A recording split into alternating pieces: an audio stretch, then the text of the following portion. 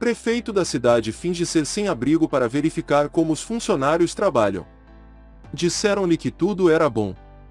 Olá amigos, sejam bem-vindos ao canal Histórias da Vida. Não se esqueça de se inscrever-se no canal e deixar seu like. O primeiro conselho que recebeu foi: não tire os sapatos.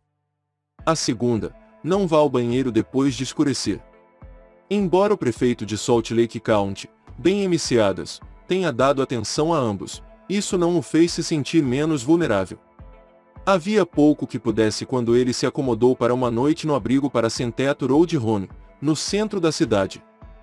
Quando ele subiu na cama, no topo de um beliche para 3 pessoas, com seus tênis ainda bem amarrados para afastar possíveis ladrões, os argumentos ecoaram pelas paredes. Um homem desmaiou na cama de outro, e MC Adams ouviu o baque de uma cabeça batendo no chão de cimento quando o ocupante adormecido foi arrancado do colchão. Ele viu sinais de uso de drogas nas proximidades. Ele não disse se eram agulhas de heroína ou sacos de especiarias. Ambos são populares nos quarteirões que cercam o abrigo no distrito de Rio Grande, em Salt Lake City. Não é como se MC Adams não soubesse que seria ruim. Ele havia dado entrevistas coletivas sobre a chamada crise na área. Ele tinha visitado o bairro sombrio antes.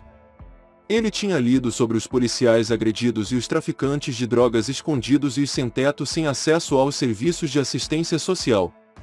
Experimentar em primeira mão foi diferente. Isso foi chocante para mim. A estadia de MC Adams no The Road Home, o que ele descreve como uma missão de apuração de fatos, fez parte de 3 dias e 2 noites que ele passou se passando por um sem-teto para coletar informações antes de recomendar um novo local de abrigo.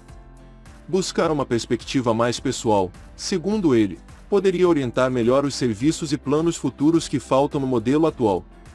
O prefeito deixou o prédio do condado às 17 horas de sexta-feira, 24 de março, sem carteira e sem identificação.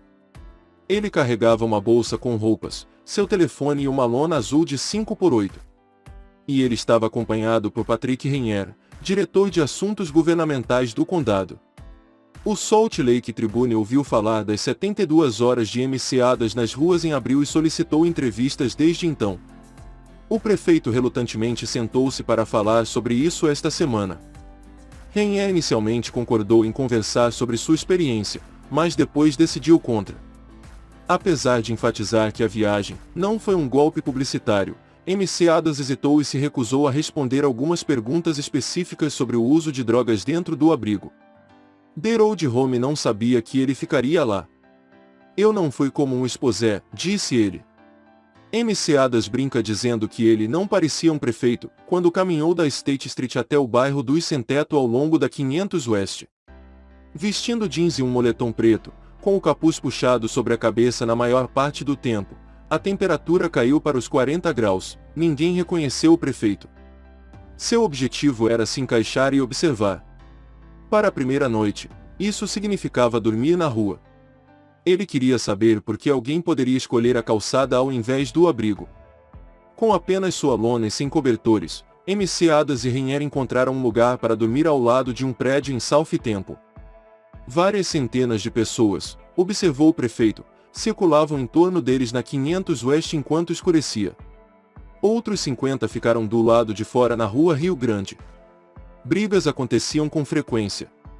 Eu não me senti seguro, disse ele. Eu absolutamente não me senti segura.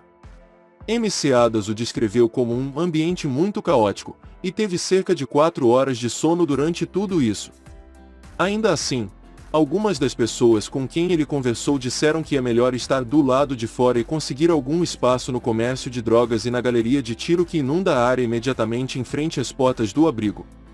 O tamborilar suave da chuva foi interrompido pelo som de assobios e gritos. Preto ou branco? Um homem perguntou. Precisas de alguma coisa? Outro perguntou. Claramente, eles não estão oferecendo ajuda, explicou MC Adams. As ligações de traficantes de drogas vendendo cocaína e heroína ficaram mais altas enquanto o prefeito caminhava em direção a The Road Home. Por um tempo, as solicitações vinham a cada 2 quarteirões. Conforme ele se aproximava do abrigo, eles vinham a cada 3 metros. Matt Minkiewicz, diretor executivo do The Road Home, disse que o uso de drogas é notavelmente prevalente ao longo do corredor ao redor do abrigo. Ele acredita que os revendedores se estabeleceram na área porque os visitantes de fora do estado podem acessá-la facilmente da Interstate 15. Os principais compradores, disse ele, não são moradores de rua. Se você pegar as centenas de pessoas que estão hospedadas no abrigo e esvaziar todos os seus bolsos, não haverá muito dinheiro para comprar drogas, disse ele. Isso não significa que os usuários não acabem no abrigo ou acampem nas proximidades. Durante seus turnos, Minkiewicz anda pelo perímetro do The Road Home para ver se alguém está em perigo imediato. Ele liga para o 911 ocasionalmente para relatar indivíduos inconscientes, mas na maioria das vezes ele vê um punhado de pessoas em um estado de depressão zumbi. Eles estão em transe, explicou. Nos meses frios de inverno, os funcionários do abrigo convencem esses indivíduos a entrar mesmo que pareçam estar sob a influência de drogas ou álcool para tirá-los dos elementos e fazê-los passar a noite.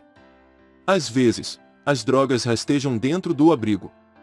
Embora Minkiewicz tenha dito que os funcionários da The Road Home examinam os indivíduos com uma varinha de detecção de drogas, revistam bolsas e realizam revistas periódicas, ele reconhece que não é um sistema infalível. MC Adams disse que sua triagem consistiu apenas em uma verificação de bagagem. Não foi completo, lembrou ele. É possível que substâncias possam entrar nesse processo de triagem. Embora tenha havido um aumento nos desafios comportamentais, que Minkiewicz acredita ao uso mais generalizado de heroína e especiarias, os incidentes de pessoas usando drogas no abrigo não são incrivelmente comuns e não representam a maioria da clientela, disse ele. Para 80% das 8.000 pessoas que visitaram o abrigo no ano passado, disse ele, foi um episódio único e breve de falta de moradia antes de um rápido retorno à moradia estável. É difícil ver isso, disse ele, quando você está vendo esse ciclo repetitivo de desespero e apenas sofrimento que está acontecendo com as pessoas que vivem nas ruas, que estão sujas e confusas. Durante seus 3 dias experimentando a vida nas ruas, MC Adams disse que seu tempo foi consumido para resolver 2 necessidades prementes: onde vou dormir e onde vou conseguir comida. Você tem que planejar seu dia em torno disso, disse ele, percebendo que sobra pouca energia para procurar emprego ou moradia. MC Adams e Rainier comeram algumas vezes no abrigo da missão de resgate e pegaram lanches grátis do programa Bom Samaritano. Os 2 provedores de serviços ficam a pouco mais de 13 quarteirões de distância, uma distância de cerca de 3 quilômetros. No domingo de manhã, o prefeito caminhou até o viaduto abaixo da 600 South para um café da manhã patrocinado pela igreja cristã. Eles não acabaram comendo lá, mas MC Adams mantém o prato de isopor que ele pegou na fila como um lembrete da viagem. Ele fica em sua mesa de trabalho, com a frase "Jesus é o Senhor" escrita na parte de trás em marcador preto. Ao chegar em casa, o prefeito doou $50 aos lugares que visitou para reembolsar os serviços que usou. Seus esforços para ver por trás dos muros de The Road Home, no entanto, levaram um pouco mais de tempo do que dinheiro. MC Adams entrou na fila para uma cama à tarde, mas foi recusado. Ele voltou às 18 horas de sábado e conseguiu pegar um colchão, embora ele e Rainier tenham sido designados para quartos diferentes. Eles estavam encharcados pela chuva quando chegaram em casa, mas eram tarde demais para pegar um cobertor. Pelo menos estava mais quente lá dentro, pensou MC Adams. Ele se deitou imediatamente, exausto de andar no frio. Bryson Garbett, desenvolvedor e presidente da Pioneer Park Coalition, um grupo de defesa de lojistas e moradores do distrito de Rio Grande, elogiou MC Adams por sua estadia no abrigo, sugerindo que a experiência pode ser útil para os políticos.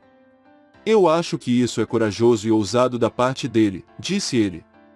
Garbett fez sua própria estadia no The Road Home em setembro de 2014.